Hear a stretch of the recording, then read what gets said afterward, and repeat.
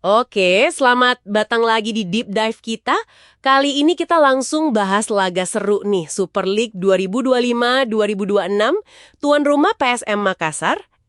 Bakal ketemu Persija Jakarta di Stadion B.J. Habibie Parepare Minggu malam ini. Iya, betul.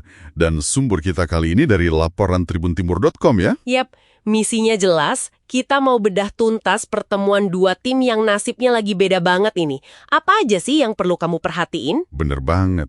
Ini bukan laga biasa soalnya. Di satu sisi ada PSM Juko Eja. Mereka lagi terpuruk, posisi 18, dasar klasemen.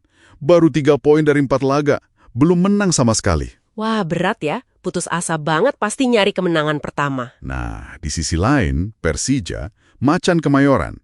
Mantap di posisi 2. Udah ngumpulin 11 poin dari 5 pertandingan, dan yang penting, belum terkalahkan. Jomplang banget kan? Jomplang banget. PSM 3 seri, 1 kalah. Persija 3 menang, 2 seri.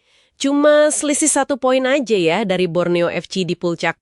Iya, tipis. Kondisi gini jelas bikin PSM dalam posisi wajib menang ya, biar keluar dari zona degradasi. Pasti. Tapi ada gengsi juga kan pastinya? Iya dong.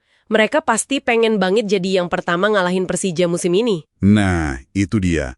Tapi tekanannya nambah. Kalau kita lihat rekor pertemuan terakhir mereka di Parepare. Kayaknya Stadion B.J. Habibie udah nggak terlalu angker lagi buat Persija akhir-akhir ini. Oh iya? Gimana tuh rekornya? 2 kali main di sana terakhir, Persija selalu bisa curi poin. Musim lalu menang 3-2. Itu pas ngerusak perayaan ulang tahun PSM ke-108 lagi. Ouch, sakit itu pasti. Iya. Terus musim sebelumnya seri 1-1. Jadi ada semacam bayang-bayang gitu buat PSM.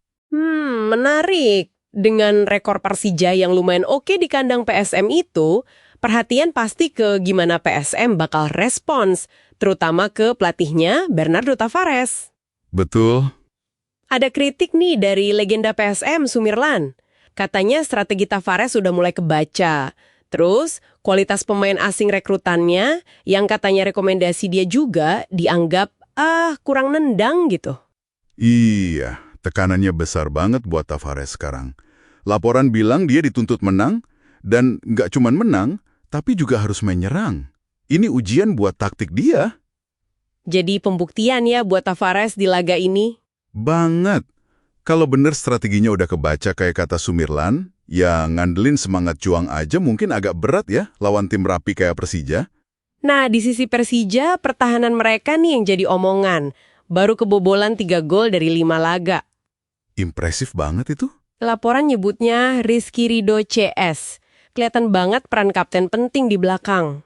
Iya, Rizky Ridho ini pilar penting memang. Lini belakang Persija solid banget. Gimana kira-kira pertahanan sekuat itu ngadepin PSM yang kemungkinan bakal, ngotot nyerang habis-habisan? Kan didorong tuntutan menang plus supporter juga. Kuncinya sih di ketenangan sama disiplin ya. Rizky Ridho sama teman-temannya di belakang harus bisa ngeredam agresivitas awal PSM. Jangan sampai kepancing main keras. Jaga struktur pertahanan solid mereka. Jadi kalau PSM terlalu asyik nyerang, Nah, justru itu. Bisa ada celah di belakang. Persija punya kualitas buat manfaatin serangan balik cepat. Ini bakal jadi adu determinasi PSM lawan organisasinya Persija. oke. Jadi di atas kertas Persija lebih diunggulkan ya. Performa lagi bagus, rekor tandang oke, pertahanan kuat. Secara logika ya, Per PSM kayak motivasi bangkit, terus energi dari supporter fanatik di Parepare, itu kira-kira bisa jadi pembeda nggak? bisa jadi. Sumirlan kan nyaranin PSM main nyerang total dari awal, terus perbaiki finishing. Apa mungkin semangat Ewako itu, semangat pantang menyerah khas Makassar itu, bisa nutupin celah kualitas dan performa? Faktor non-teknis kayak gitu memang bisa jadi pemicu penting. Apalagi laga gengsi gini. Semangat Ewako bisa bikin pemain tampil lebih dari biasanya. Ngotot. Tapi Persija juga bukan tim kemarin sore kan? Betul.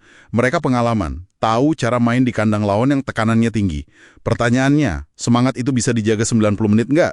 Terus, apa bisa diimbangin sama efektif di depan gawang? Itu kan yang disorot Sumirlan juga. Soal penyelesaian akhir.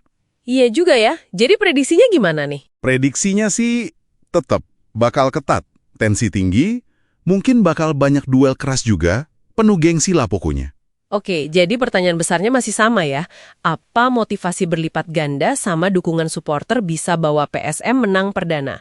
Atau justru Persija yang tetap tenang, disiplin, dan lanjutin tren positif mereka di Pare-Pare. Nah ini sebagai penutup nih, coba kamu pikirin deh.